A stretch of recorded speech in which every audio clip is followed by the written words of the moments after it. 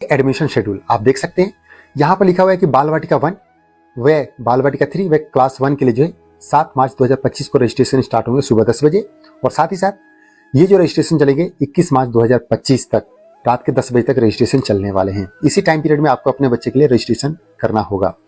पहली जो provisional list आएगी वो आएगी आपकी 25 मार्च 2025 को क्लास 1 की, और 26 मार्च 2025 को आएगी बाल वाटिका की। उसके बाद सेकेंड लिस्ट जो आएगी वो आएगी आपकी 2 अप्रैल को, अगर सीटें खाली रहती हैं तो। उसके बाद थर्ड जो लॉटरी लिस्ट आएगी यानी प्रोविजनल लिस्ट आएगी वो आएगी आपकी 7 मार्च 2025 को, अगर सीटें खाली रहती हैं तो।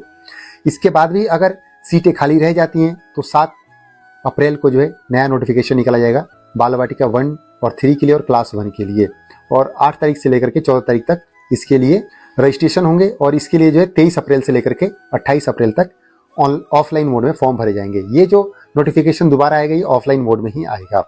वहीं अगर बाल वाटिका 2 और क्लास 2 एंड अदर की बात करें 2 अप्रैल से लेकर के 11 अप्रैल तक फॉर्म भरे जाएंगे, और इसका जो लॉटरी लिस्ट आएगा यानी कि जो एडमिशन लिस्ट जारी किया जाएगा वो किया जाएगा 17 अप्रैल को। उसके बाद 18 अप्रैल से लेकर के 21 अप्रैल तक फॉर्म भरे जाएंगे।